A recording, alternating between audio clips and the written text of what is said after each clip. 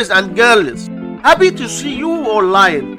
In this behind the scenes look, 2 divided by 2, which equals 1, and 8 divided by 8 equals 1. Now we have this problem, 1 divided by 1, which equals 1. But this answer is not correct because according to the order of operations, we must do this division, then this division, and at last this division. So we have first this division, 2 divided by 2 equals 1. So we have 1 divided by 8 divided by 8, and we can write this part as 1 over 8 divided by 8. So we must keep the first fraction 1 over 8 and change division to multiplication times,